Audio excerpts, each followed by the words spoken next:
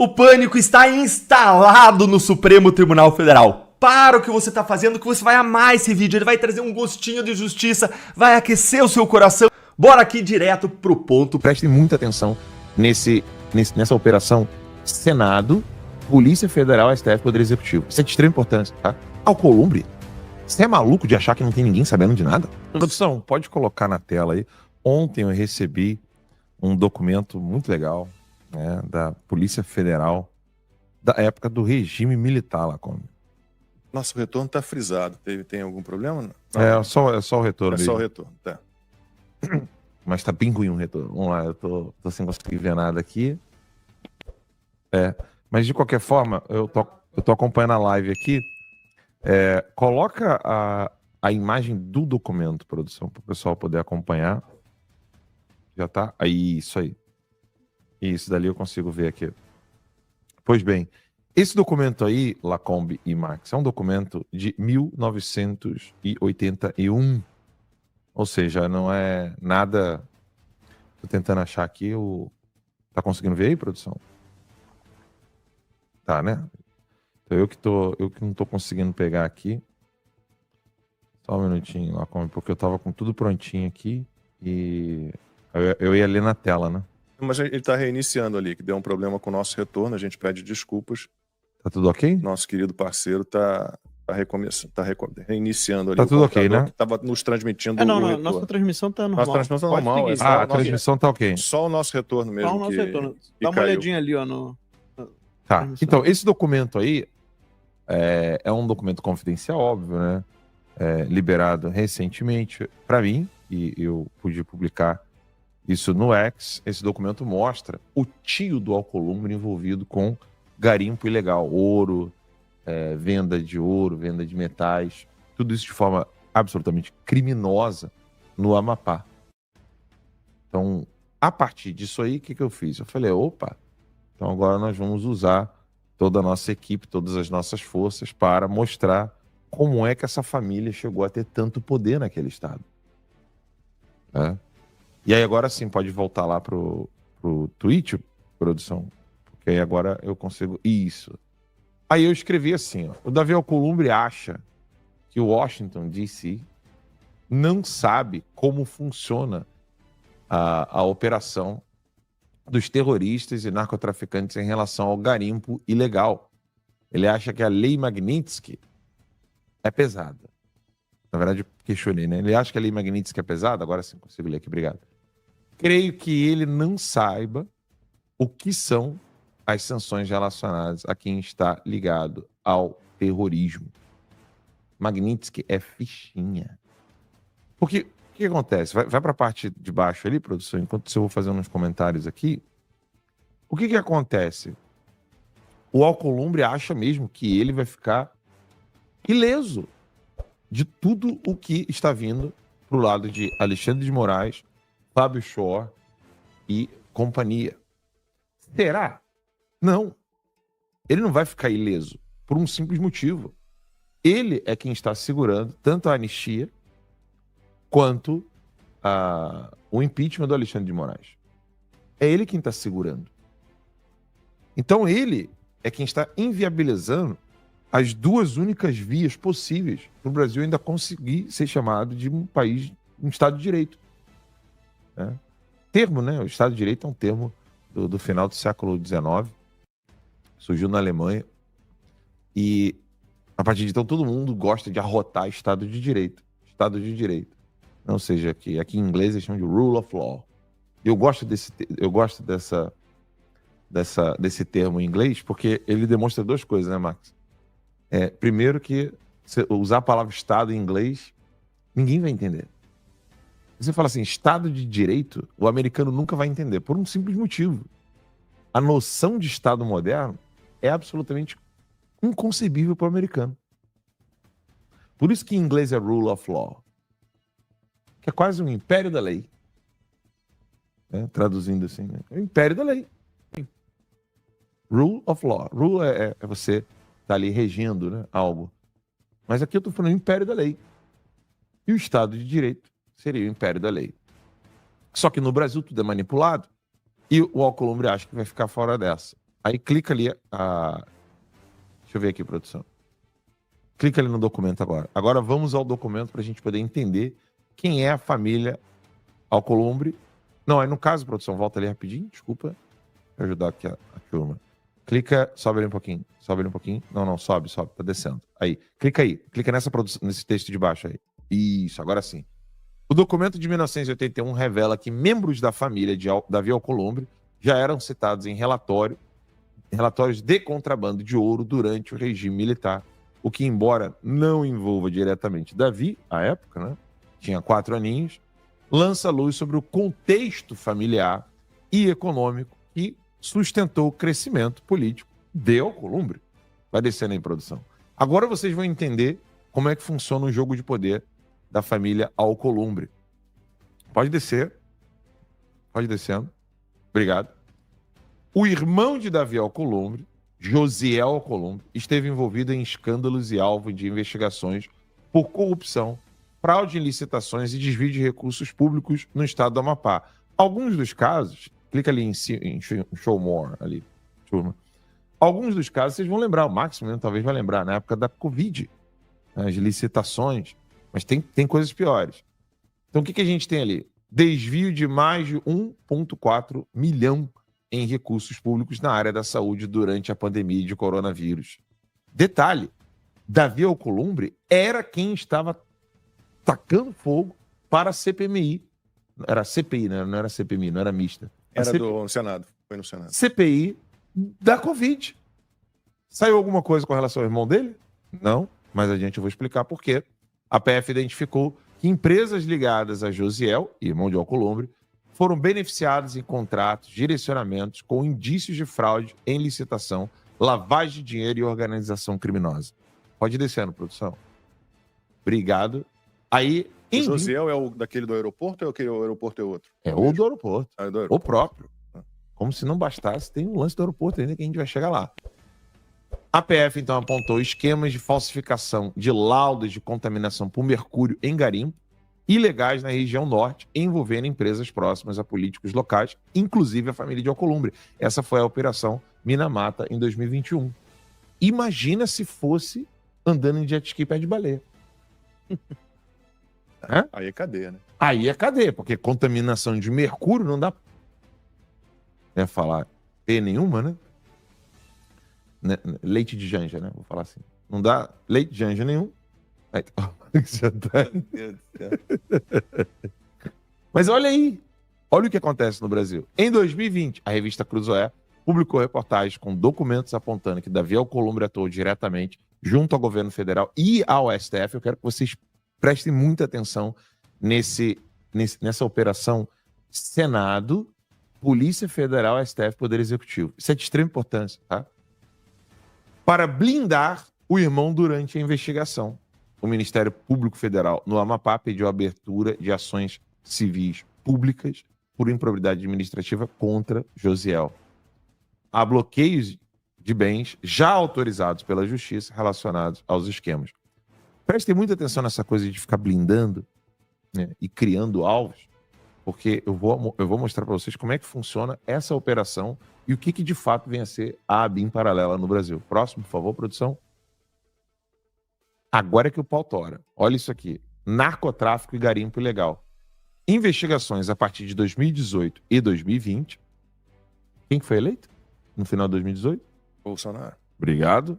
Demonstraram que rotas de narcotráfico na região norte, especialmente entre Amapá, Guiana Francesa e Venezuela, utilizavam pistas clandestinas e pequenos aeroportos privados. Vamos lá. O que o Trump... A gente já volta aqui já, tá, produção? Não sai dessa tela aí, não. Coloca a tela aqui em mim rapidinho. Eu quero fazer uma pergunta para o nosso público. O que o almirante... Era almirante? Da Marinha?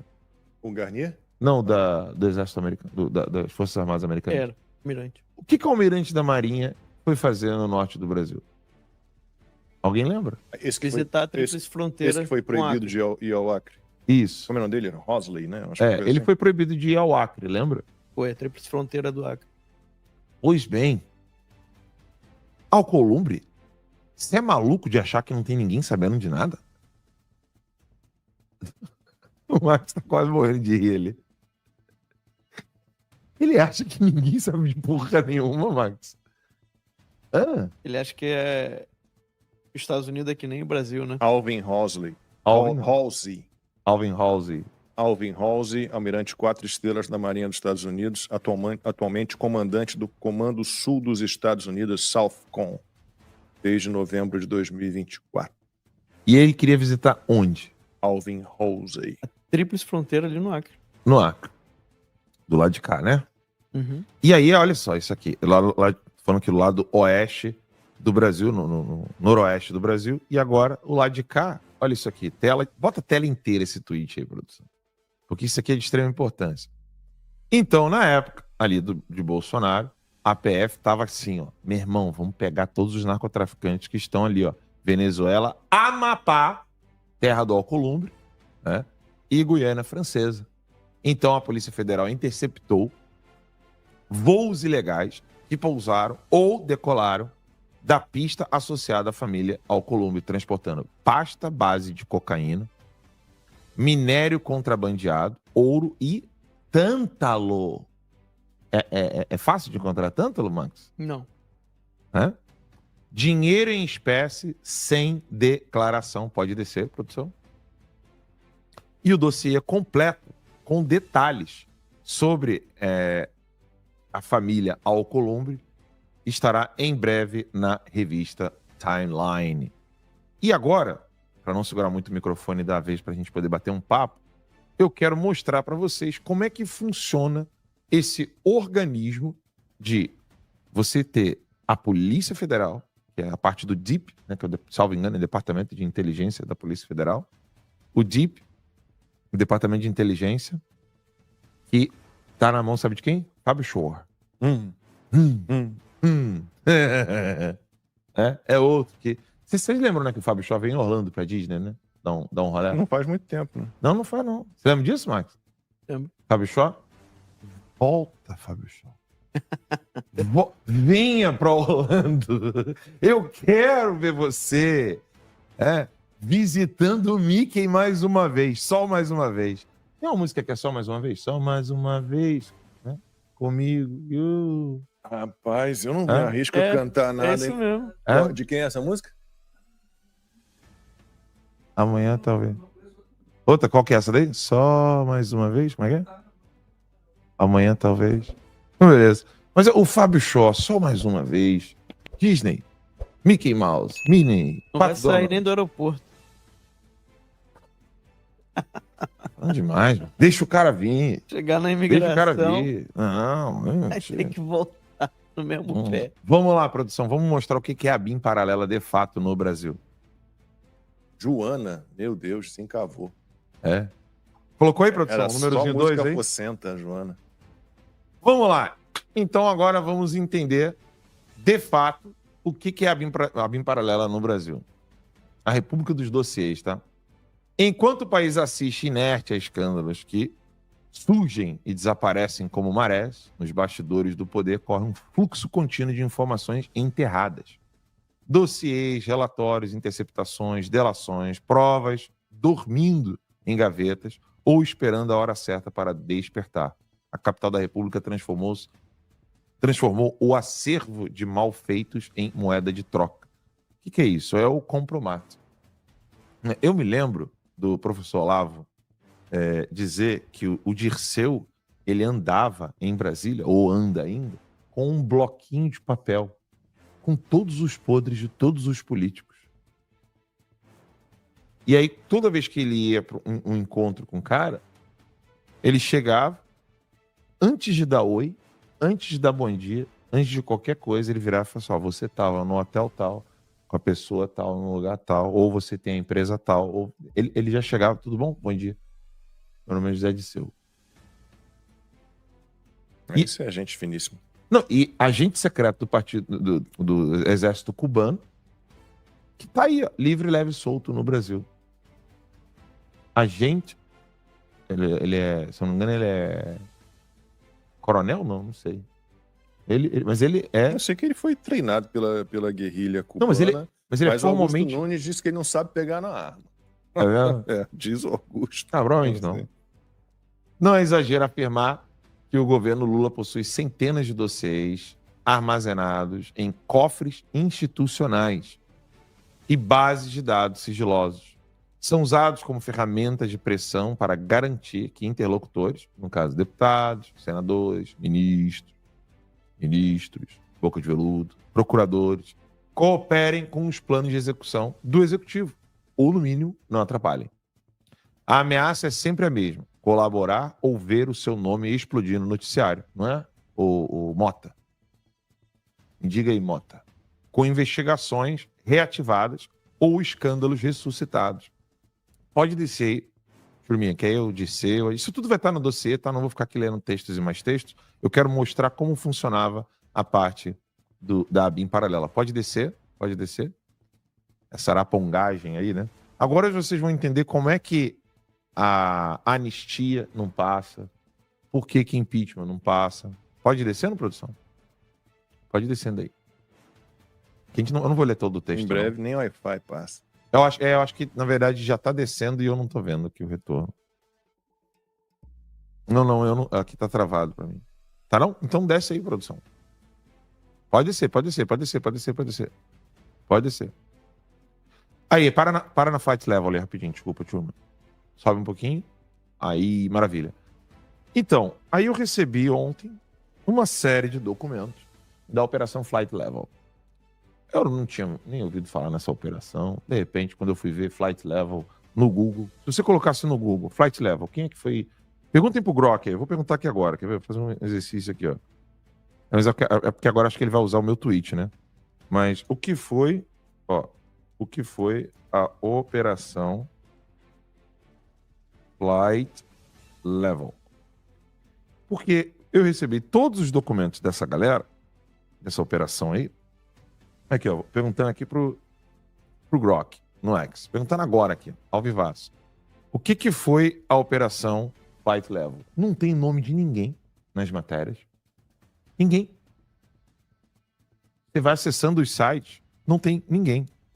O Grok colocou aqui. O Grok é o serviço de inteligência artificial do X, né? A Operação Flight Level foi uma ação deflagrada pela Polícia Federal do Brasil, com apoio da Receita Federal. Gravem isso, tá? Polícia Federal e Receita Federal. COAF, depois. Em 12 de abril de 2021. Quem que era presidente? Bolsonaro. Obrigado. Essa operação, de 15 de abril de 21, lembremos-nos que o Terça Livre foi fechado em outubro. Bolsonaro estava ali, ó, no auge, conseguindo manter o país firme e forte no meio da pandemia. Mas o que tinha nessa operação? Essa operação foi com o objetivo de combater crime de tráfico internacional de drogas, organização criminosa e lavagem de dinheiro. Segundo o Grok, eu tô lendo o Grok aqui, isso que eu fiz agora, tá? A operação teve início após a apreensão em outubro de 2020, né, antes de 21, um avião executivo brasileiro no aeroporto internacional de... Vê se essa palavrinha soa legal para vocês. Lisboa, Portugal. Vai ter um fórum jurídico maravilhoso em Lisboa agora, daqui a pouquinho. Festa da democracia lá. Vai ter com um jatinho particular, né? Claro. Então, esse jatinho particular que foi para Lisboa, Portugal, transportava 175 quilos de cocaína e teria partido de Belo Horizonte, Minas Gerais. Detalhes da operação. Estou lendo o Grok aqui ainda. Nem é ainda o nosso dossiê, porque o nosso dossiê tem os documentos originais. Tá? Da Polícia Federal. Esse aqui é só o Grok. Eu só estou lendo aqui o que todo mundo pode ler.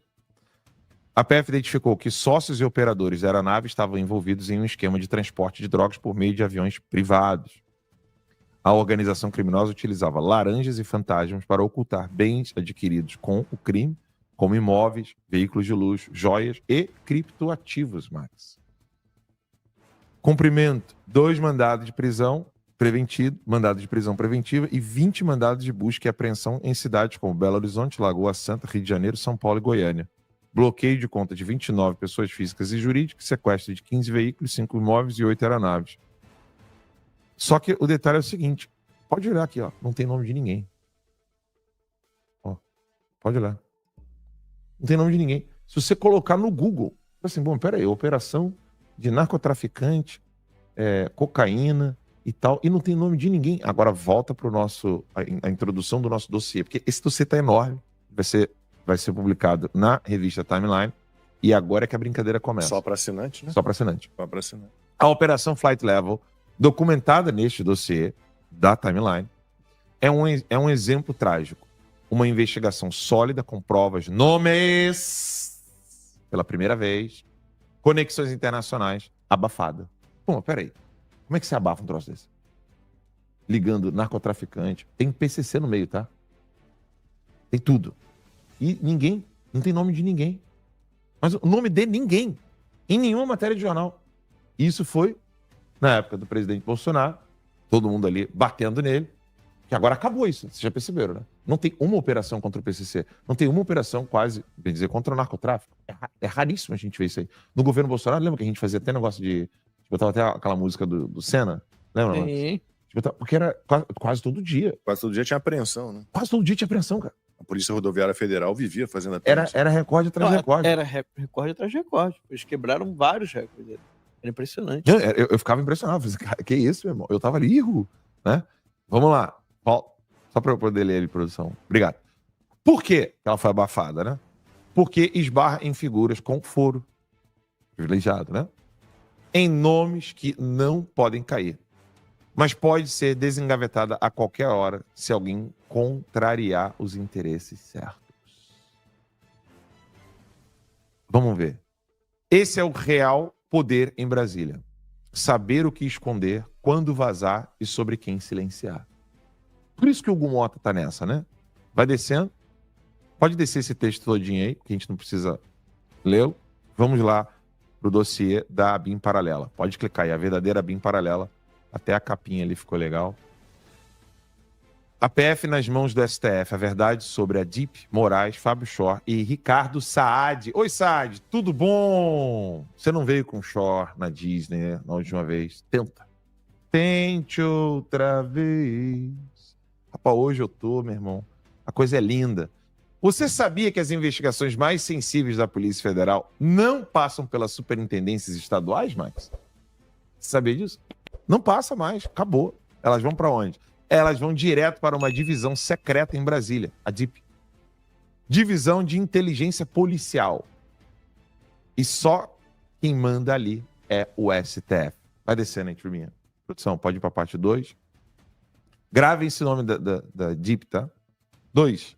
Toda vez que Alexandre de Moraes quer abrir um inquérito sigiloso, não é a Polícia Federal do seu estado que age. Então, por exemplo, se tem um narcotraficante do Amapá, não é a PF do Amapá que vai atuar, não, filhão. Se tem um narcotraficante em São Paulo, não é a superintendência da PF de São Paulo que vai atuar, não. Vai tudo pro colo do Alexandre de Moraes. Como? Ele ordena diretamente a esse Departamento de Inteligência Policial da Polícia Federal, DIP, lá em Brasília, que cumpre suas demandas fora dos canais convencionais entre a Suprema Corte e a Polícia Federal. E há um nome-chave nessa engrenagem.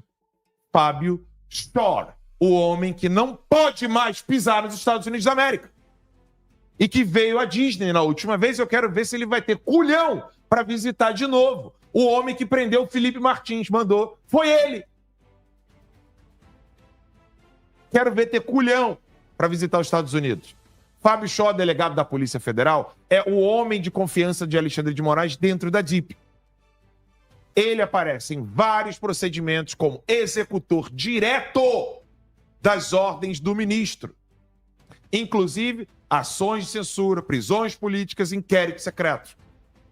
Outro personagem, né, que estava caladinho, ninguém falava dele, é o Ricardo Saad, que a gente precisa saber quem ele é, porque ele foi exonerado por Bolsonaro exatamente na época daquelas investigações do narcotráfico que eu estava lendo antes. Esse cara foi exonerado por Bolsonaro. E quem é que traz o Ricardo Saad de volta? Não, vem cá, meu amor. Vem cuidar do COAF, para você poder cuidar de todas as transações bancárias de qualquer pessoa. Vamos lá. exonerado por Bolsonaro. Só não, peraí, ali em cima ali. Saad era justamente o chefe do DIP, que hoje está na mão do Shor.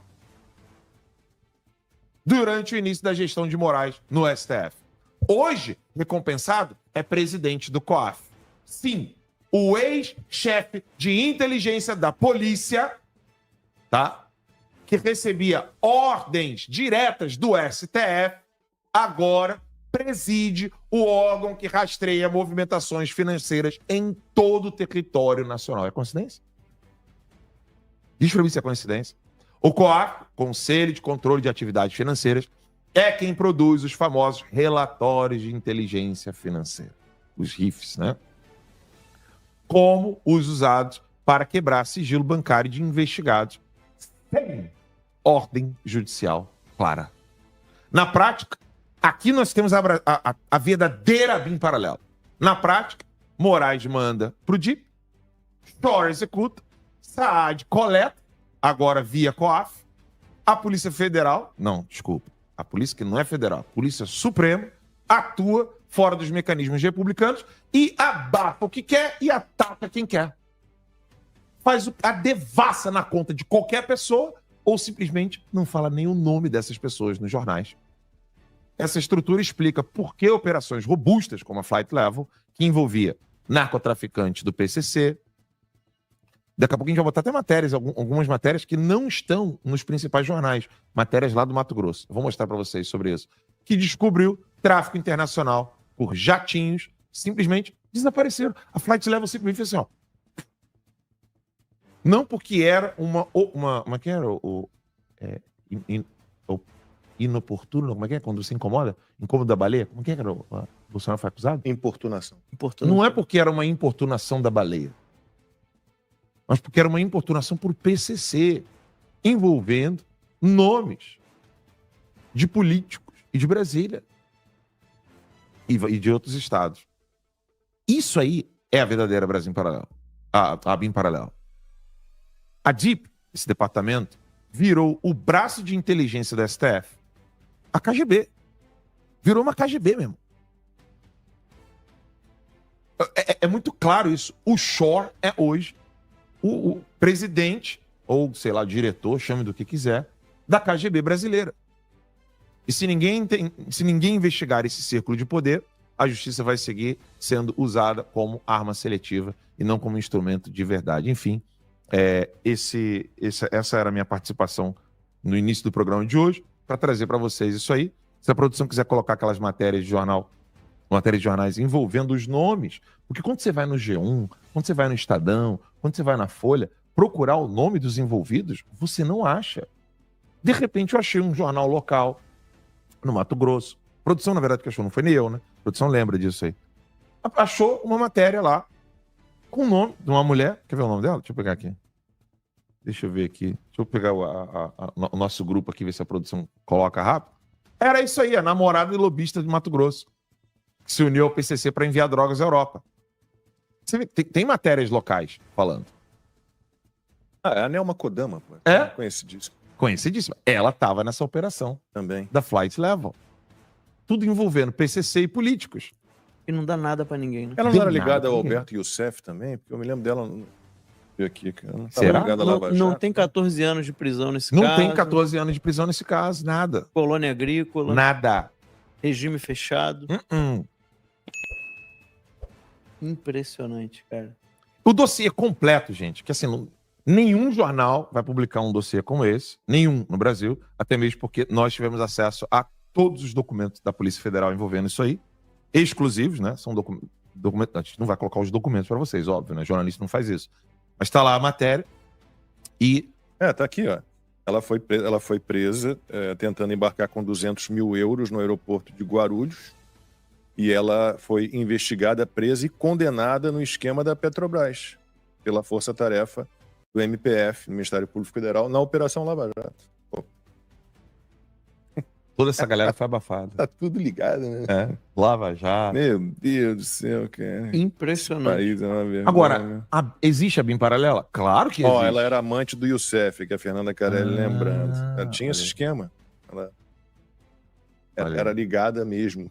literalmente. É uma coisa assim. Em espanhol, né? Exatamente. Eles se conheciam biblicamente falando. Então, existe a BIM paralela? Claro que existe. A BIM paralela é Moraes, Shor, Ricardo Saad e companhia. Esse parágrafo aqui resume, junto com essa manchete, o flautista de Genebra diz que o governo Lula prevê sanções e abalo econômico com facções declaradas terroristas. E olha a inversão, né, dos fatores da ordem e a mente doentia dessa galera.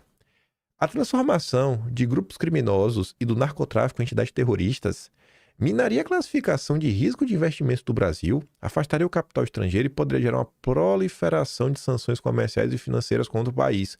O cenário foi desenhado pelo governo Lula. Isso que na análise do impacto que poderia ter a implementação da proposta do bolsonarismo para que PCC e Comando Vermelho sejam tratados como terroristas. Ou seja, os caras estão com medo de ter uma legislação dura demais, né, e tudo mais. Mas pensem comigo o seguinte: se a legislação vem para dar poder para o Estado combater essas facções e finalmente livrar o Brasil desse mal, que é o crime organizado, que é possível consertar, vários países no mundo conseguiram reduzir a criminalidade, por que o governo estaria com medo? Se o governo está com medo, é porque o governo está assumindo que não tem capacidade de frear essas facções. E se o governo não tem capacidade, eu acho que devia renunciar. Porque esse é um problema estrutural do Brasil que está ficando pior a cada dia. Você não precisa ter medo se você tem certeza que você vai erradicar o problema. Tem medo, quem sabe que não vai. A galera está invertendo o ônus da coisa. A preocupação é com dinheiro. É com dinheiro no final do dia. Com dinheiro. Ó, o dinheirinho. O dinheirinho da Faria Lima. Que loucura, bicho. Que loucura. Aí vamos dar uma olhada no projeto. Tá tendo algumas mudanças. Não tem ainda o texto final. Conversei com algumas pessoas. A maior parte não conseguiu bater o martelo. Então, eu vou me furtar a bater o martelo sobre essas mudanças. Mas eu acho que essa fala do Rafael Gloves parece que é meio que o cenário atual. Jogaram o Derrite nessa para se queimar. Tá nítido. É muito fácil, sabe? Chegar e jogar pedra no Derrite e falar lá. Tá fazendo o que fulano, ciclano e beltrano querem. Isso, aquilo, outro. Eu acho que é fácil. Óbvio que o Derrite também, se ele achar que o certo é esse daqui, coloca lá o projeto, vota, se não votar, derruba. Também pode seguir por esse caminho. Mas eu acho que dá para notar que não é algo, esse projeto não é algo tão trivial, né? A gente começou falando, inclusive, do judiciário. Que o judiciário já falou que do jeito que estava, ia ter problema de constitucionalidade. E aí já começaram a ter várias mudanças. Já tem 3 versões do texto até o momento. Aí tá ali, ó. Derrite recua, tira terrorismo do pé de facção e mantém funções da PF. Então, já não vai mais classificar como instituições terroristas. Aí já tá indo. O quanto vai desfigurar e o quanto vai impactar no final, eu não sei. O Rafael foi perdendo a paciência aí ao longo do tempo. No fim, não vai mudar quase porcaria nenhuma. Derrite foi jogado nessa para ser queimado. Aí ele coloca, né? Relator recua e apresenta novo texto de antifacção sem alterar a lei, antiterrorismo e atribuições da PF. Terceira versão do parecer busca superar divergências geradas pelas versões anteriores. Derrite voltou atrás e decidiu não vai mais mexer nas definições do terror nas competências da PF. E aí o Rafael fecha o seu comentário com isso daqui, com essa outra notícia, que é o gancho para a próxima, que fala assim, ó, Derrite faz terceiro parecer e atende a principais pleitos do governo no projeto antifacção.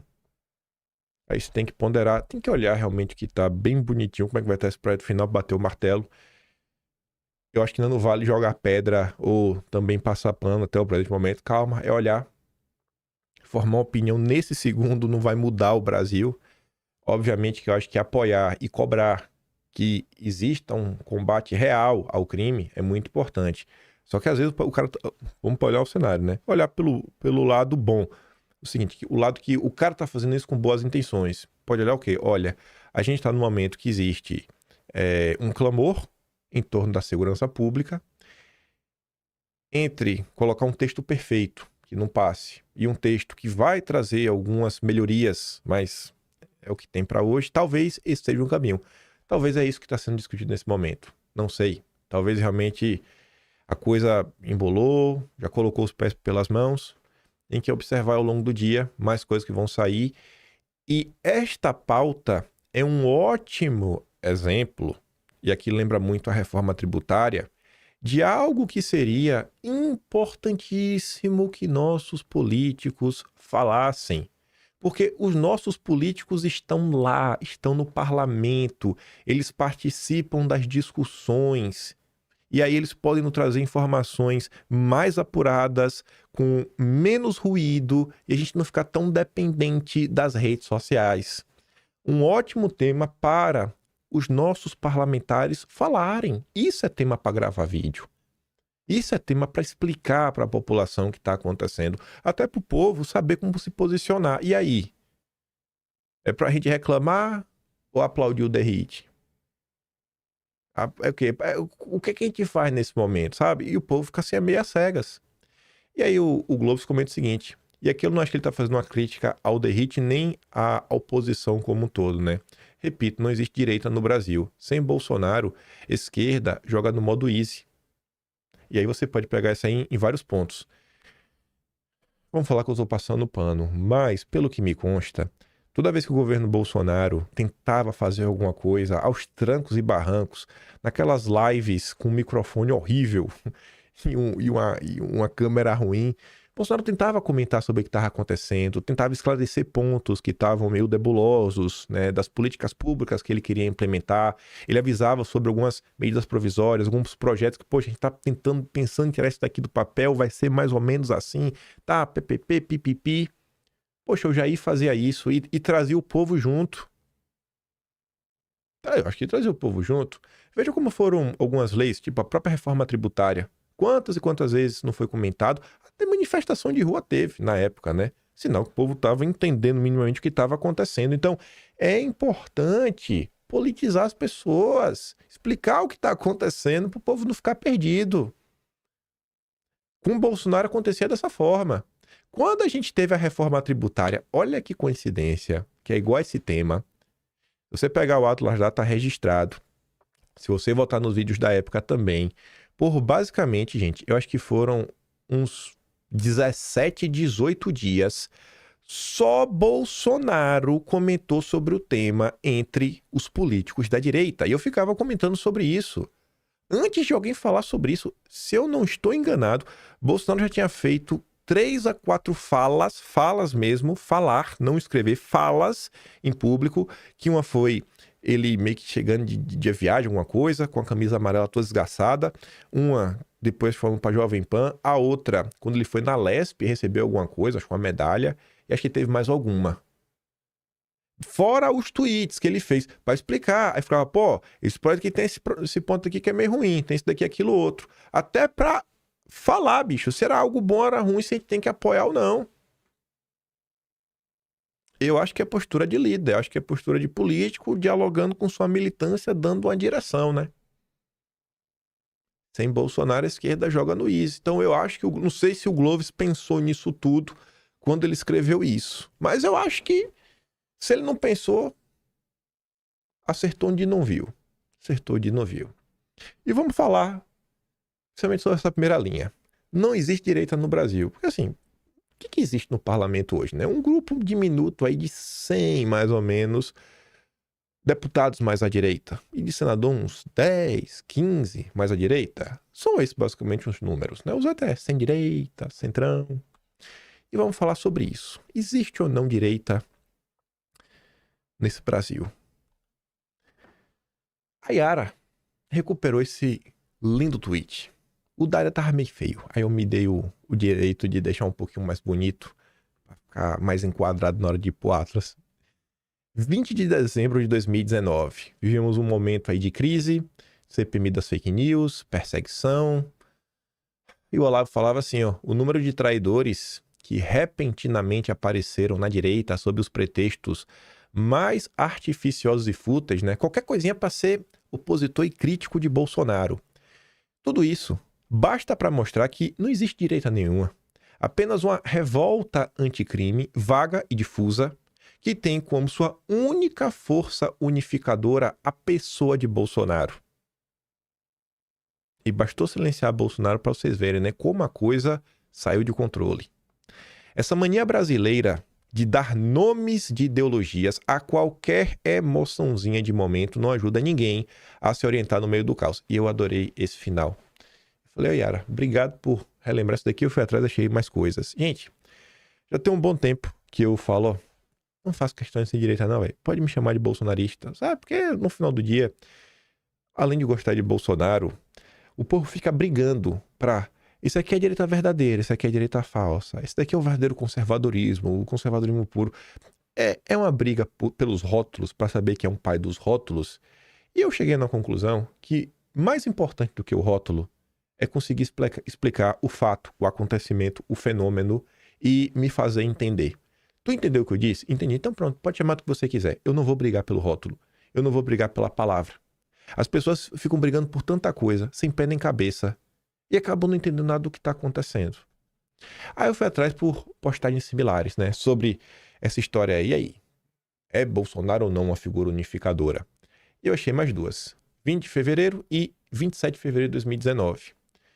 A esquerda brasileira sempre teve ideologia, ou seja, sempre teve um projeto, ideias, né? Você precisa acreditar nisso daqui para você ser classificado de esquerda. E tinha base essa ideia, né?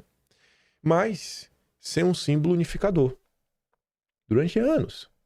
Quem era o símbolo unificador da esquerda nos anos 30, 40, 50, 60? Não tinha um símbolo unificador da esquerda. Você pega nos anos 60, que você até vir na sua cabeça a figura do Jango. O Jango não conseguia ser uma figura unificadora das mais diversas alas. Não conseguia ser. Nos anos 70, não tinha também nenhuma grande figura assim. Sempre tiveram vários grupos. Precisou vir um Lula. Quando o Lula vem, e aí eu acho que teve uma mão também do regime para criar a esquerda permitida, tem unificação. Tanto que, na fundação do PT, você vê que tinha 9 correntes diferentes que faziam parte do PT. E até hoje, você vê que tem brigas internas. A facção lá do... Facção, diga assim, o grupo, né? Do Washington Quaquá é um que não é mesmo do Edinho Silva, da Gleisi, do Lula e do Haddad, que é a corrente majoritária do PT. Enfim. Por outro lado, a direita ganhou um símbolo unificador, né, que é o Bolsonaro, antes mesmo de um esboço de ideologia. Porque até hoje é difícil você explicar o que essa direita realmente defende. Ela defende o quê? Sabe? Nem em termos econômicos, que é um assunto mais palpável e discutido com mais frequência, existe um certo consenso do que apoia ou desapoia. Assim, o senso comum, todo mundo é a favor. O que é o senso comum? Ah, eu sou a favor de reduzir imposto. Todo mundo é a favor disso. Eu sou a favor de aumentar os salários. Todo mundo é a favor disso. Mas isso não é uma ideologia. Não dá pra falar que isso realmente é algo, sabe, denso a ponto de falar, não, vocês têm aqui um plano de ideias que realmente é de vocês. Repito minha tese. No Brasil não há nenhuma direita. Há apenas como símbolo unificador do eleitorado conservador a pessoa do Bolsonaro. As várias direitas no atual governo são apenas preferências pessoais de um ou de outro, idiosincráticas e desprovidas até de expressão verbal. Sabe? Termos, palavras que consigam explicar determinados fenômenos, coisas, né, que a esquerda tem para classificar várias e várias e várias coisas. O pessoal fica brigando, briga, e não chega a lugar nenhum. Aí, para falar dessa direita, dessa unificação de brigas, aqui eu não vou entrar em treta nenhuma. É só um videozinho rápido aí que a Bia da Caserna encontrou. A nossa querida Emília fazendo campanha para o vereador Padilha em Florianópolis. E o grande Padilha, que até já foi assessor dela, é nascido em São Paulo, né? Nascido em São Paulo. Mas o problema é o Carlos Bolsonaro. Se fosse do Rio de Janeiro era um problema, né? São Paulo pode. São Paulo tá mais perto de Santa Catarina do que o Rio de Janeiro. Ah, meu Deus. Não existe uma direita. Existem direitas. E quando o Bolsonaro estava aí, né, apto a falar e jogar, ele conseguia dar uma controlada na confusão. Você olha aqui, né? a Gazeta do Moro. Olha a foto que bota pro Eduardo. Tarcísio é o candidato do sistema. Eduardo Bolsonaro expõe racha e questiona o alinhamento político de Tarcísio de Freitas. Bom, beleza. Mas tirando a foto, isso aqui tá até ok. E eu acho que é realmente um questionamento válido. Eduardo realmente questiona sobre isso. E eu acho que tem direitas e direitas. Mas a de baixo é mais estranha, né? A direita virou uma capitania hereditária da família Bolsonaro. Tornado Bolsonaro arrasa a direita em Santa Catarina. É mesmo. Bolsonaro tá arrasando a direita. As pesquisas dizem o contrário. Dizem que com Carlos é certeza da direita eleger 2. A inversão dos valores me toca. O Alexandre postou esse comentário aqui, né, como resposta, falando, pô, é duro, né? Hoje jogam pedra no bolsonarismo. Aí você olha pros Bolsonaro, né, que estão recebendo pedradas. É que não tem nem muito tempo. 7 de setembro do ano passado. No 7 de setembro, Eduardo Bolsonaro lembra perseguição à Gazeta do Povo e a outros jornais. Hoje quem te ataca foi quem um dia tu defendeu. Hoje quem te ataca foi quem um dia te defendeu. Foi quem um dia você defendeu. Um dia você defendeu. Hoje quem te ataca é quem um dia você defendeu. Por outro lado, enquanto uns não sabem valorizar, o Trelli colocou ali uma foto do Eduardo falando o seguinte: o único sujeito que tem algum poder de enfrentar o judiciário, que, como podemos ver pelas notícias recentes sobre o combate ao crime organizado, bom, melhor não terminar a frase. Até que Eduardo Bolsonaro termine seu trabalho, ainda vivemos em uma... Melhor também não terminar a frase. O fato da direita inteira não estar apoiando maciçamente diz muito sobre o porquê de chegarmos nessa situação. Goste do Bananinha, né, ou não, ele é o único com meio de ação no momento. Esse movimento, junto com a anistia, deveria estar sendo apoiado até por quem não é muito fã do cara, mas que está preocupado, acima de tudo, com o futuro do Brasil e com superpoderes do nosso maior supremo poder, que aparentemente está mais preocupado com cabeleleiras, né, armadas, né, de batom, do que com... deixa pra lá. Por ora, é melhor não terminar a frase. Disparado, o pior defeito do brasileiro é a mesquinharia. Às vezes, tem mesquinharia. Às vezes, é realmente desconhecimento. Pessoas, gente, como a Gracilene Costa 84, tem aí aos montes. E o que seria isso? Então, a pessoa não tem lá pelo Twitter, a Atsuki colocou ali um vídeo, que ela fala assim, ó: o vídeo foi um contraponto direcionado a uma parte dos nordestinos que celebraram a destruição no Paraná. Tem uma cidade no Paraná, algumas cidades que foram, né, meio que destruídas aí por fenômenos da natureza aí, né? Enfim, temporais. E teve gente achando isso bom, gente. Celebrando. Ódio gratuito. Ódio gratuito, né? E aí esse vídeo falou, cara, isso é um absurdo, velho, isso é um absurdo. Sejam de direita, esquerda, petista, centro, isentos, existem muitas gracilenes que não fazem ideia do que falam. E aí o cara tá falando, cara, tem gente aí comemorando, velho, isso é um absurdo. E aí ela pergunta, né, e cadê o teu Bolsonaro que nem se manifestou? E ela não tá fazendo uma provocação. Eu duvido isso aqui, gente. Não perfil assim provocando, porque Bolsonaro não fala nada. Eu tenho certeza, é o tipo de gente que nem sabe que Bolsonaro não tá podendo falar. Aí você fala, não acredito nisso. Calma. Tem gente assim, que nem sabe do estado atual das coisas e do que Bolsonaro tá sofrendo. Vamos falar um pouco mais sobre isso? Ontem, o Carlos compartilhou meu vídeo. Até já li o que o Carlos escreveu, mas já fazer assim um link e não me perder. Quando o Carlos compartilhou, eu fui lá ver os comentários, aí tinha esse daqui, ó, sem nome, XX. Acabei de assistir o vídeo ontem, e nessa época dos fatos, não era tão ligada a esses assuntos como eu sou hoje. Não sabia de muita coisa que aconteceu aí. E o triste é constatar que a maioria da população segue assim, anestesiada, sem ter a ideia do que aconteceu de fato. Tenham feito um teste. O teste é, eu pergunto a amigos bolsonaristas, Não tá perguntando para pessoas aleatórias, para bolsonaristas, vejam só, pessoas de direita, que falam, não, eu voto no Bolsonaro. Bolsonaristas. Se eles sabem o porquê de Bolsonaro estar preso. Nenhum sabe a verdade. Nenhum sabe qual é o inquérito, nem que ele não está no inquérito. Eles acham que Bolsonaro está preso por causa do golpe, mesmo sabendo que nunca teve golpe. O problema é muito maior. Então, quando eu vejo um comentário como esse, cara, eu falo, bicho, as pessoas realmente não sabem do que está acontecendo. Sabe? Não adianta a gente querer achar que as discussões que rondam nas redes sociais dominam todo o debate público brasileiro, que não, gente, não é assim. Infelizmente, não é assim. A gente tem um trabalho gigantesco ainda para fazer, levar informação à frente.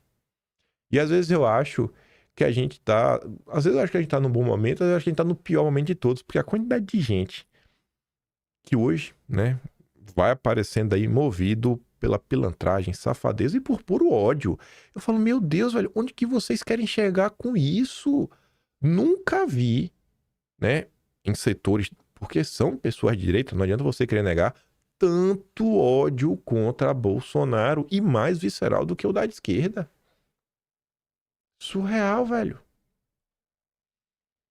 Os bolsonaristas não estão sabendo porque Bolsonaro tá preso. Tá preso no inquérito que ele não foi denunciado. Olha a loucura. A prisão já foi ridícula. Os jornais, na época, acusaram o absurdo. Se você tá numa parte que você nem lembra disso, você pode chegar em... Acho que foi agosto, não foi? Esse absurdo. Início de agosto. O nome mesmo aqui na... Deixa eu ver se não foi no início de agosto. A manifestação, esse mesmo, já é preso mesmo sem crime. Aqui, ó, as críticas contra a decisão. Tem um capítulo inteiro no Atlas dedicado às críticas à prisão totalmente fundada de Bolsonaro. Cadê uma fala? Ali. Dando basicamente boa noite aí, pessoal. Obrigado aí por ter participado. Vamos salvar o Brasil. Só isso. Foi preso. Aí tudo crítica, né? Tudo, várias críticas. Editorial do Estadão. É preciso interromper a marcha da insensatez. Decisão de Moraes sobre Bolsonaro reforça a zona cinzenta e lei e liberdade do juiz. Escolhas de Moraes sobre Bolsonaro são mais guiadas por capricho do que por princípio. O AB diz que não pode se calar diante de excessos e defende pacto entre os poderes. É o mais que o AB fala. Surreal, bicho. Surreal. Sei lá. Só matérias críticas. É capaz de ainda ter mais aqui, ó. Deixa eu ver as primeiras reações. Como o mercado vai reagir. Aí os que saíram apoio. A nota do PL. Estou inconformado. O que mais posso dizer? Mais nada, né, Galdemar? Mais nada, né? Pegou mal. Pegou muito mal. Acho que até o Valdemar chegou a apagar essa postagem depois. Após críticas, Valdemar faz nova nota que chama a prisão domiciliar de Bolsonaro de exagero. Aí reclamações na época, né? Absurdo, velho, o que aconteceu. E as pessoas não sabem disso. Não sabem disso. Eu fui feliz de verdade com esse comentário do Carlos. Sério mesmo, sem brincadeira. Ele falou assim, ó. Esqueçam o feio mensageiro. Imaginem que é a bela Renata Vasconcelos apenas lendo as notícias. Atenhamos-nos aos fatos. O mundo é cíclico. Observação. Não se trata de treta, apenas de informações repostas há anos. Recomendo o bom telejornal do dia. Um ótimo dia a todos, né? Eu acho que se fosse uma pessoa que o Carlos não gosta ou não sente, sabe, que tem abertura pra fazer um comentário desse, ele jamais ia fazer assim, né? Você chama de feio quem você considera um amigo, né? Fiquei muito feliz, de coração mesmo. Ganhei meu dia, fiquei feliz. Até coloquei aqui, né, pra manter o clima.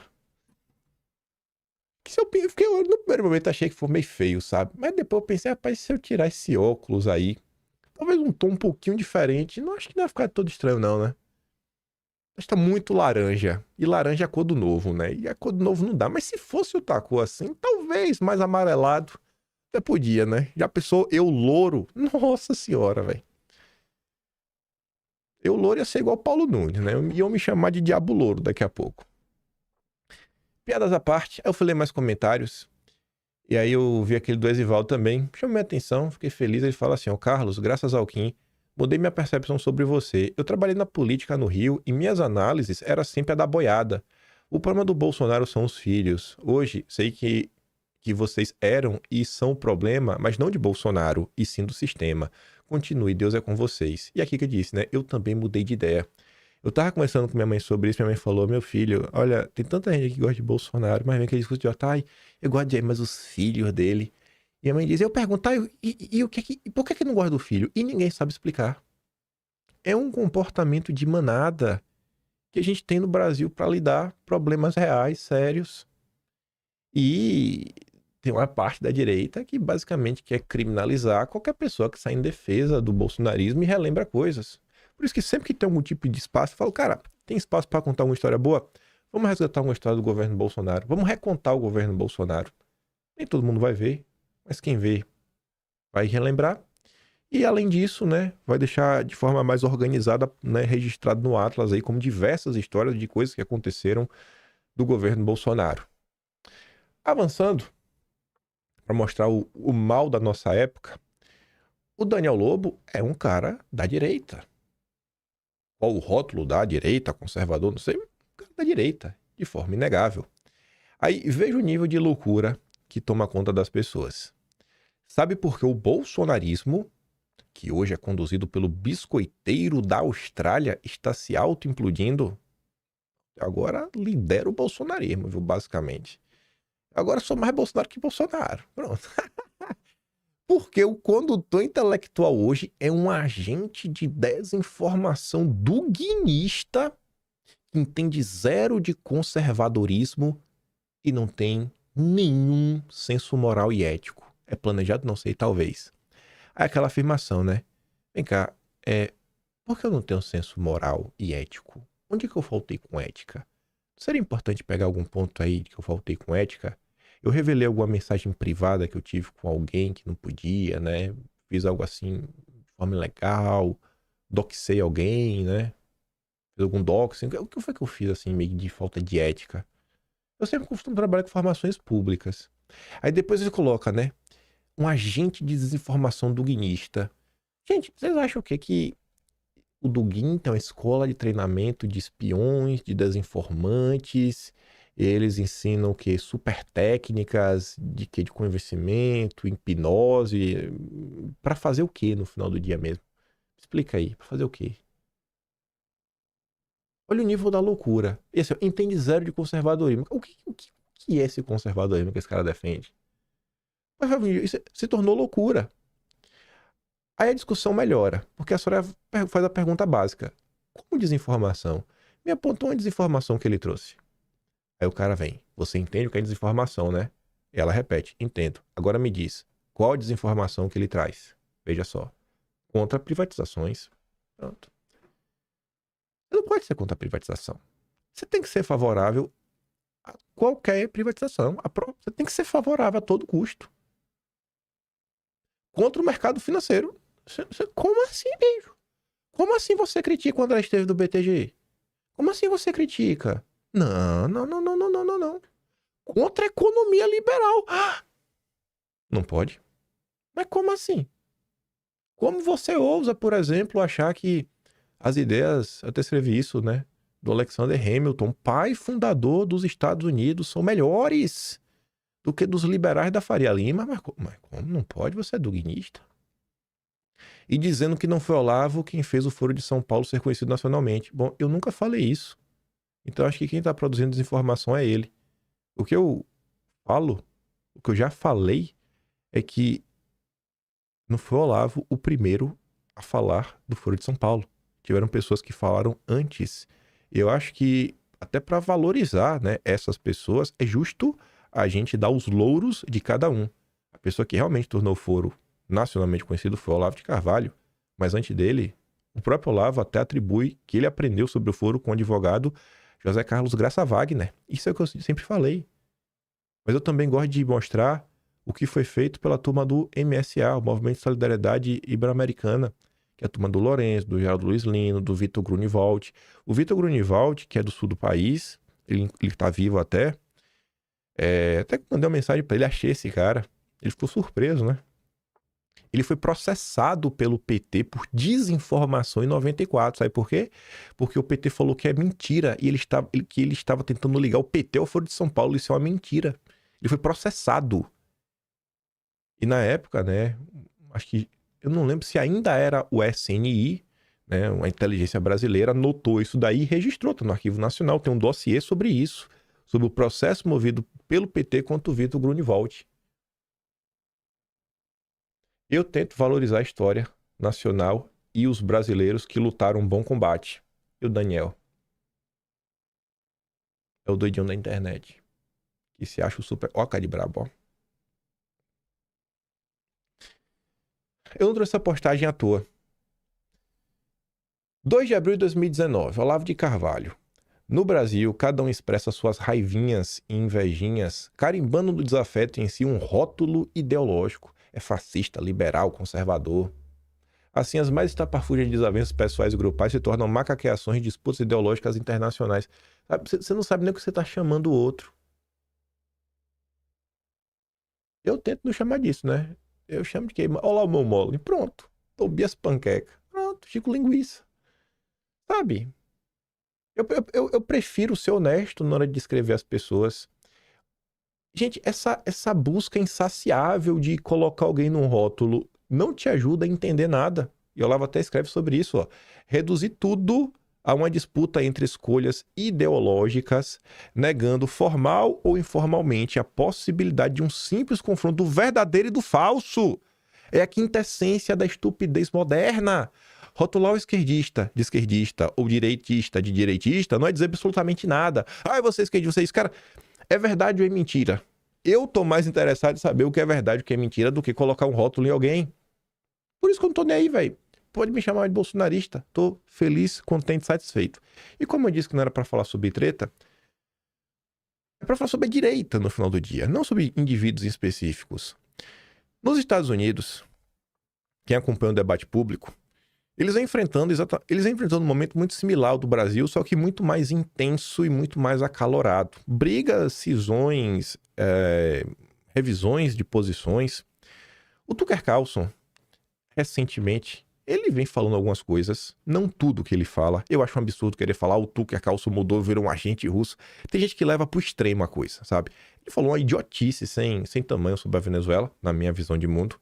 Eu acho que ele falou também uma besteira sobre a questão da Sharia, também achei um absurdo. Só que eu acho que o Tucker Carlson, ele passa por algo, não sei se eu comentei, eu não comentei em vez de comentei em algum lugar.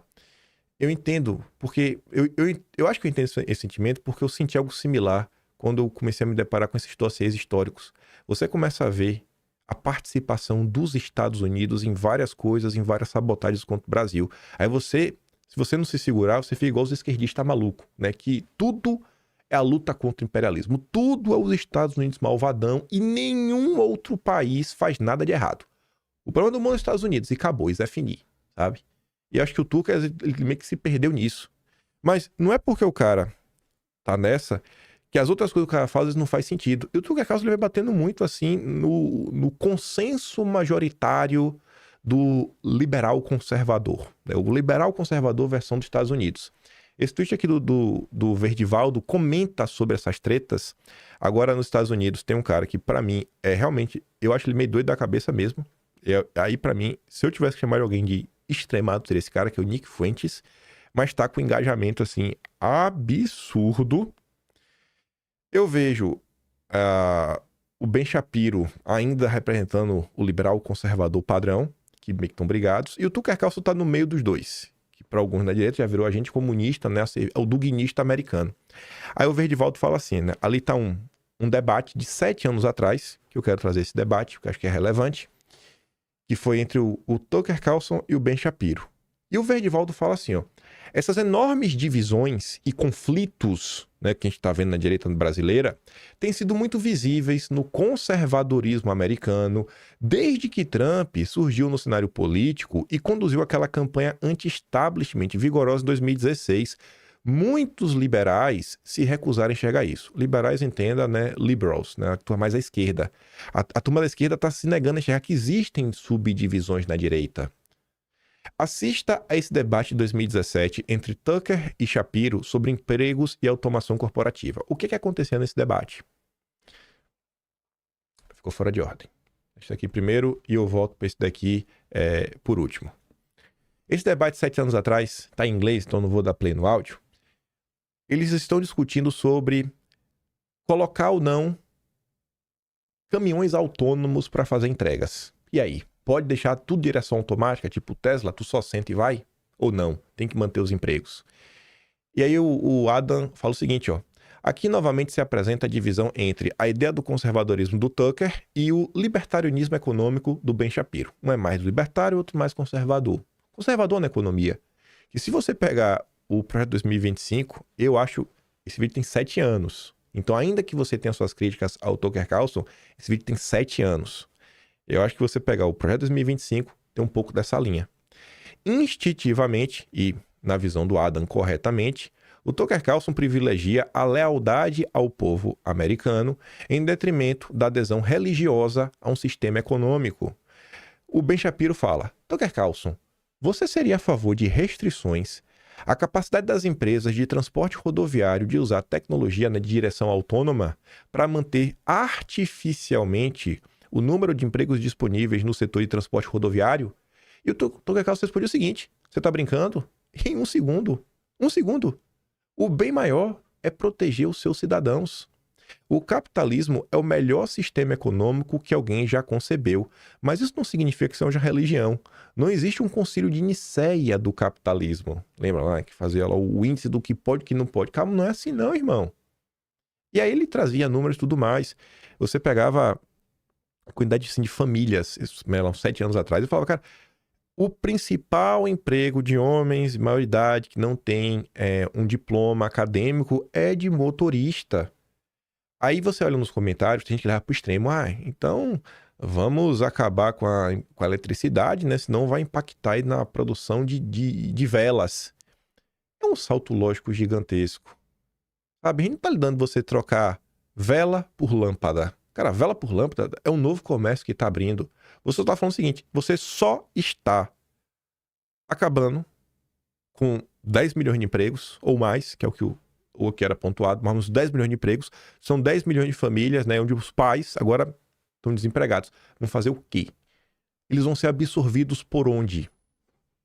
Pode ser uma resposta simplista, a do Tucker Carlson, de ser contra. Tem coisas que meio que você não tem como barrar. Mas e aí? Qual é a solução também? É vida que segue?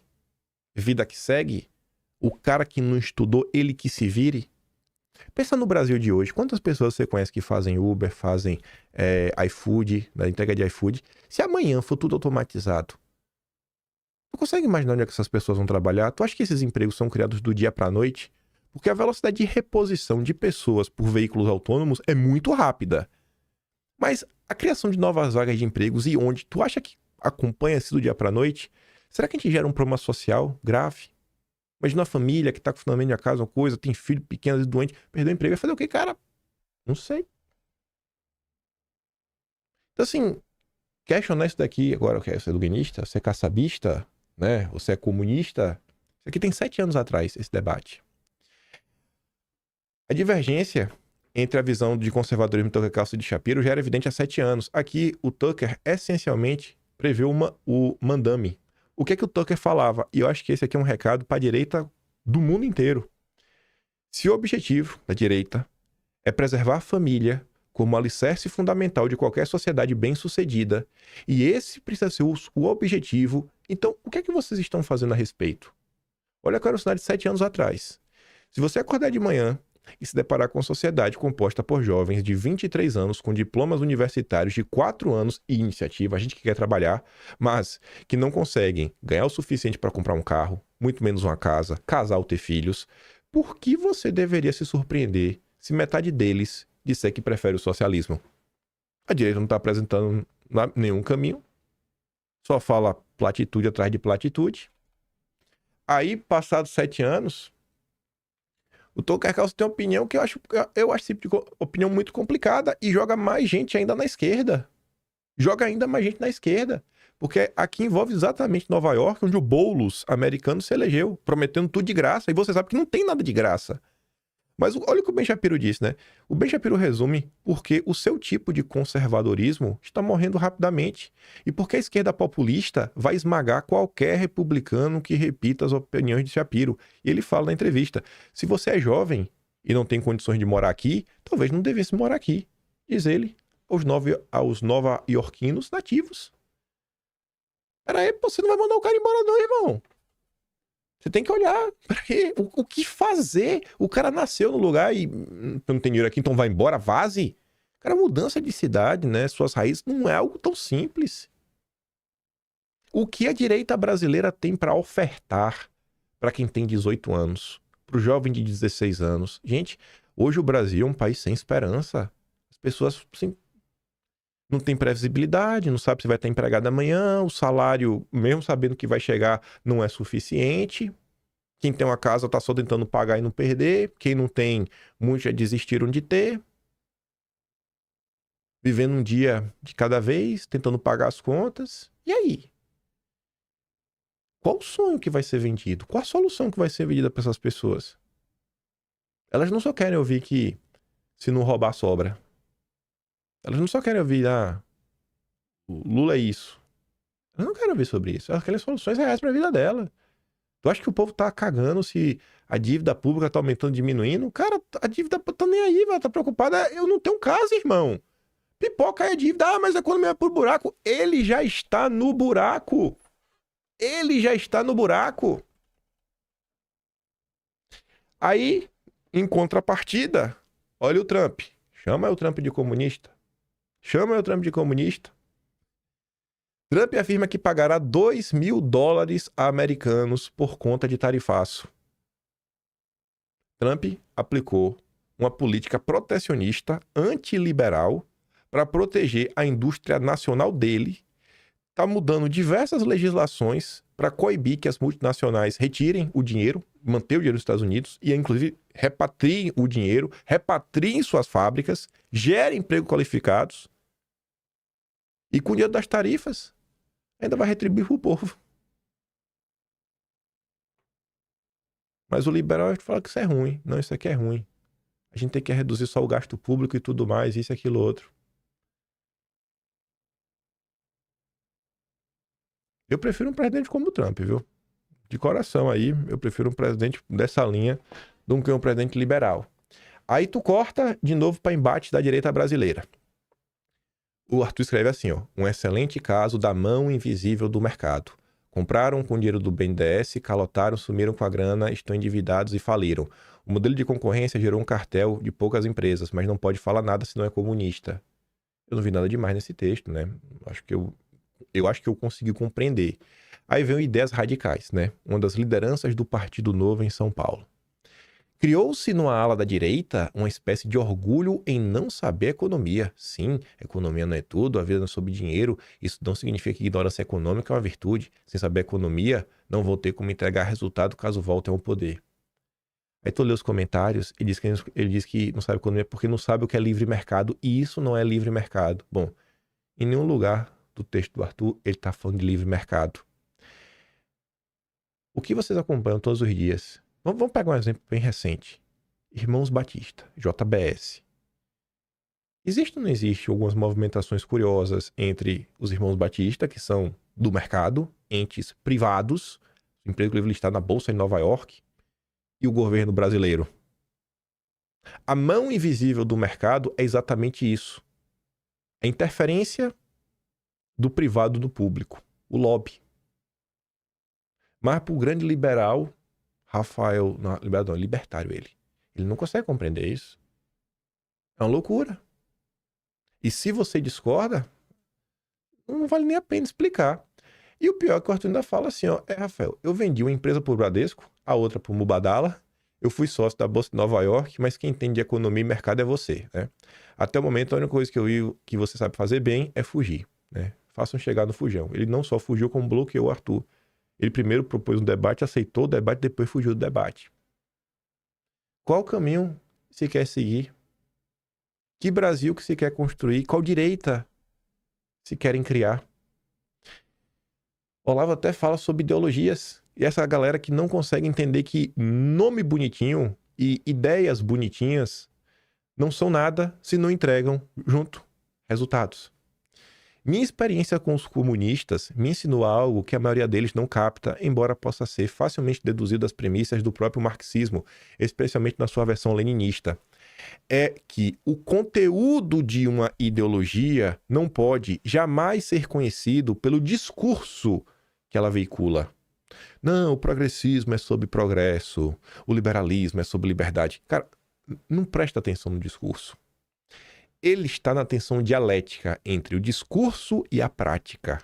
Se uma doutrina prega insistentemente o bem, mas pratica constantemente o mal, não se trata de uma ideia linda que foi traída na prática.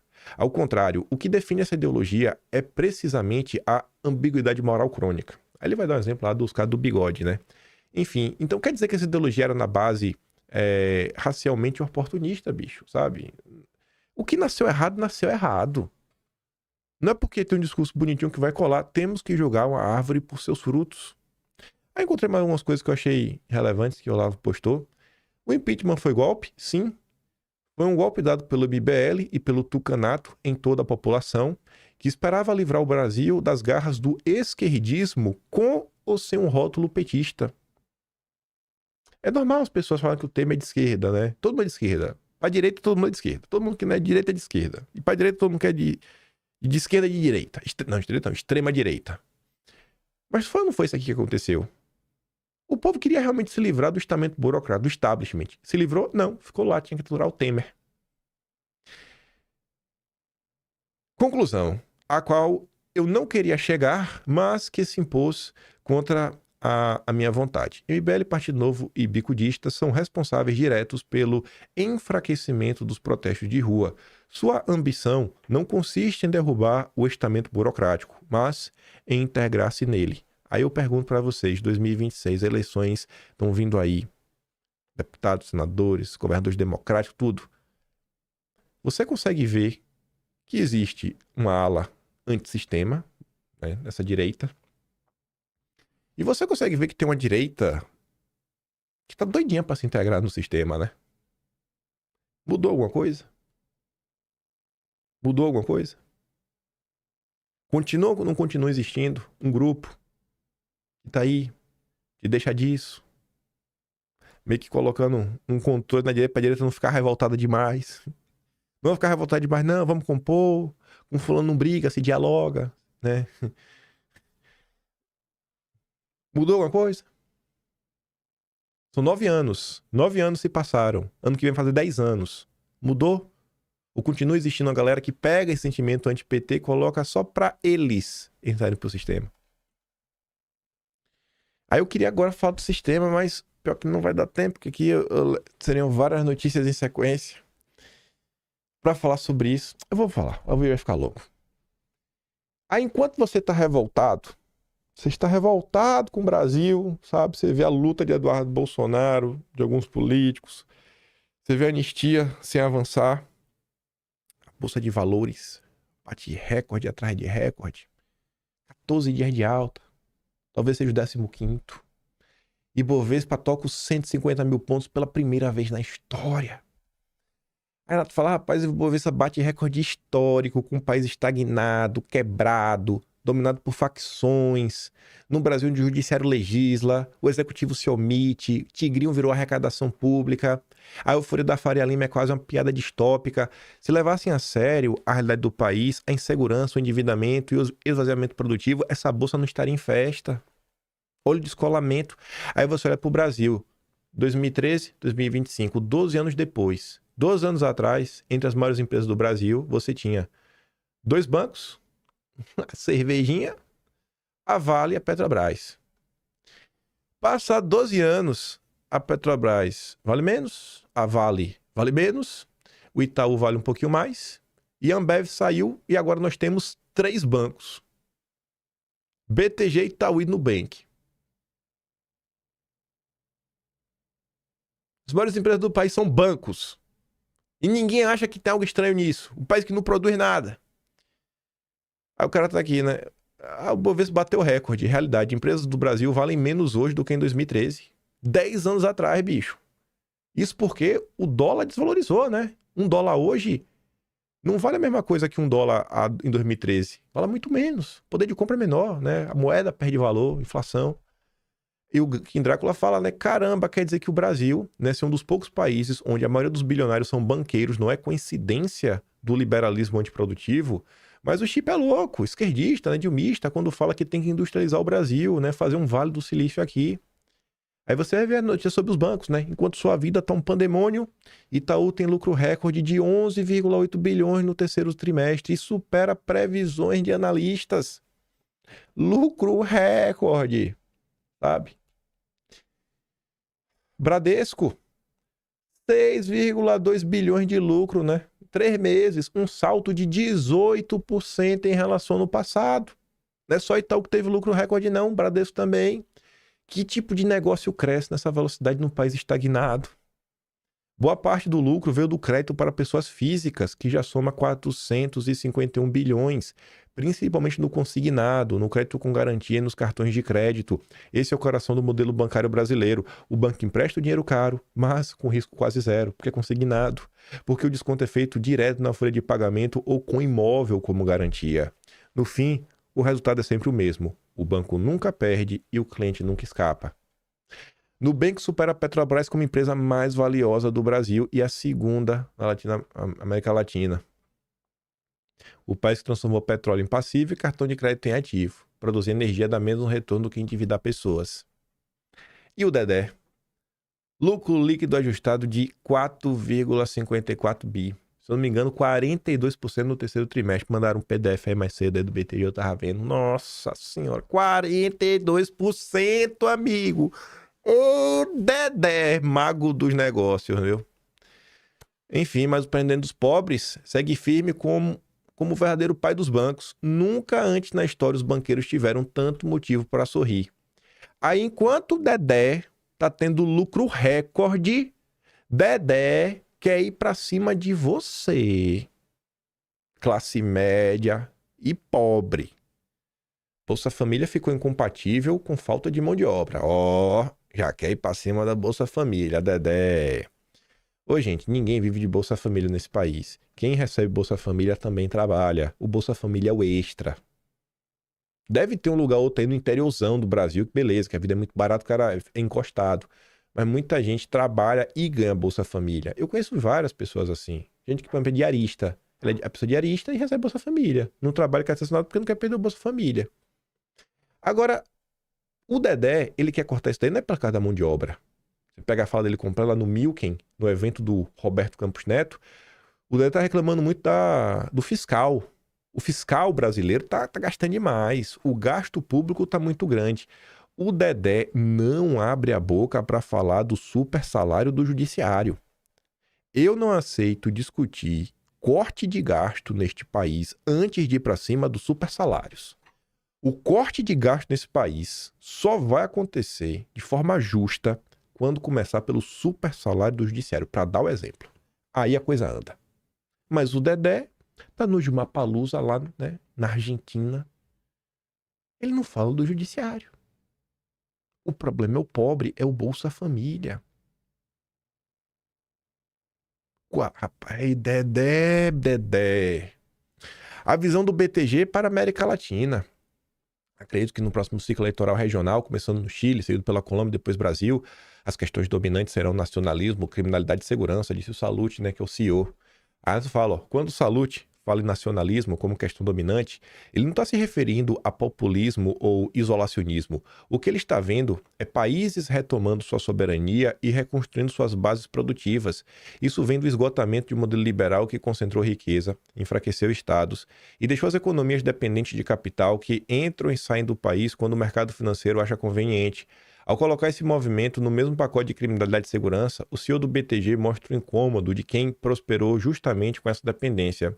O que ele teme não é violência urbana, mas um Brasil que volte a decidir por conta própria.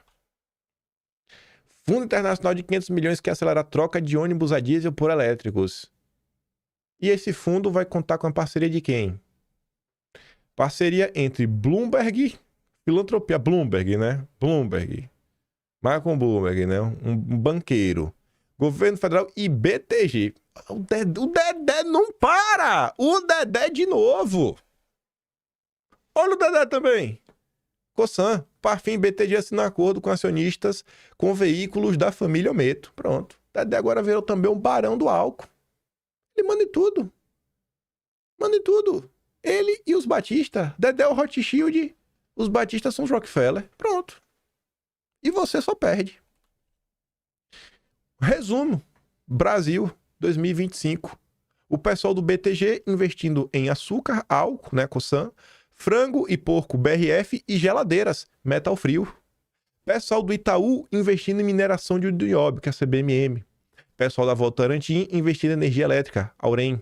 Pessoal da JBS investindo em energia elétrica, frigoríficos e tudo que se pode imaginar. E governo arrochando os impostos, classe média tentando pagar os boletos e pobres investindo em bets com dinheiro de auxílio, é isso. E o Matt é um cara do mercado, consegue enxergar. Produzir é ruim para todo mundo. Só se fala hoje na ideia de investimento. Todo mundo é rei do investimento.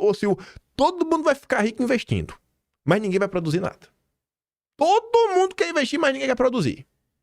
E a produção fica para quem? Para os bancos. Hoje, os donos das indústrias são os banqueiros. E é de quem achar isso ruim. E ninguém tá vendo que tem algo errado no meio do caminho. E aí, para encerrar com uma coisa que a gente comentou no início do mês. E aí você pensando que o problema é só o PT. 27 estados, né, contando aí com o Distrito Federal. O PT tá ali no Nordeste. Mas e o resto?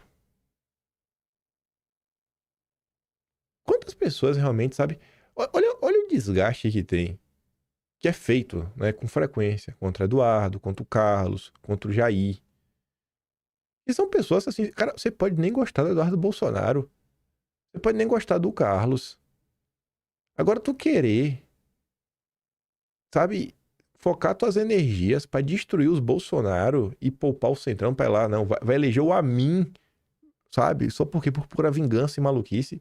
Sabe, é gente sem senso de proporção. Às vezes acho que a gente tá num momento bom, porque eu vejo que cada vez mais pessoas entendem sobre coisas que estão acontecendo, se politizam mais. Só que cada vez mais também tem setores na direita movidos puramente pelo ódio. É um ódio pior do que petista. Eles realmente querem te perseguir, eles querem acabar com sua vida. Eles te perseguem no trabalho, te denunciam. Já tem denunciando você pro Supremo, de direita. E não adianta, gente, essa visão besta de são infiltrados. Não são. Não são. Não são. E aí que tá. São pessoas que realmente estão doentes, mas a doença da alma.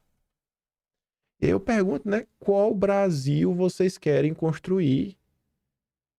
Qual direita que vocês querem ver? Sabe? Eu abro meu coração pra vocês e assim, eu não vejo solução em 26. A gente pode eleger Bolsonaro com maioria no Senado. Eu não acho que é o suficiente. Bolsonaro com maioria no Senado, eu não acho que é suficiente. Até porque tem coisas que não precisa ter maioria. Não é maioria de 41, precisa ter 54. Eu não vejo a solução por aí. Eu não vejo solução enquanto essa direita, né, esse grupo, ou pelo menos essas forças antssistemas, ela realmente, isso vem acontecendo, né, mas não são coisas rápidas. Mas quando realmente não tiver um projeto, não precisa ter uma ideologia, você tem que ter um projeto, né, assim, realmente pautas, agendas, com início, meio e fim, até para você conseguir dialogar com a sociedade, trazer mais pessoas, conseguir avançar com sua agenda de verdade. Enquanto não chegarmos nesse ponto assim mesmo, mudanças realmente profundas e estruturais no Brasil não virão. Então tem que ter calma, bicho. É urgente ter paciência, mas é urgente também, né, começar a trabalhar, começar a fazer alguma coisa. Sempre trago aqui coisas que no final do dia são reflexões para você repensar a vida e ver o quão distante nós estamos aí de, sei lá, encontrar realmente assim grandes soluções dos problemas nacionais. Não é só o PT, não é só o judiciário. E o judiciário não está em pé só por conta dele. Tem muita gente que apoia o judiciário. O PT não só está onde está porque o judiciário apoia o PT. É o judiciário, é a Globo, é o mercado financeiro, são os campeões nacionais, é a classe jornalística como um todo, é a classe artística, sabe? É muita gente desinformada, é o controle da academia, né, das universidades, das escolas, doutrinação. É um aparato de sustentação do sistema. Até realmente compreender se realmente começar a trabalhar de forma organizada, eu acho que vai levar algum tempo. Agora, tem que começar, né? Tem que começar. Mas você viu ali alguns exemplos, né? Mas sem tempo que eu coloco os exemplos, você vê, velho. Você vê, porque às vezes você vive num lugar que só tem gente inteligente ao seu redor. Aí você acha que todo mundo é inteligente. Não, não é todo mundo. A grande massa tá de boca aberta, tá perdida diante de tudo que tá rolando. Enfim, eu fico por aqui. Se gosta do meu trabalhinho, quiser ajudar um pouco mais, pode ser membro do canal. Tem um Tony Valeu, tem um Patreon na descrição e tem um Atlas Brasileiro. Onde tudo isso e muito mais será registrado e várias histórias que já estão registradas. Vejo vocês amanhã e fiquem com aquele grande beijo, abraço, tamo juntos. Valeu, meus amigos. Fui!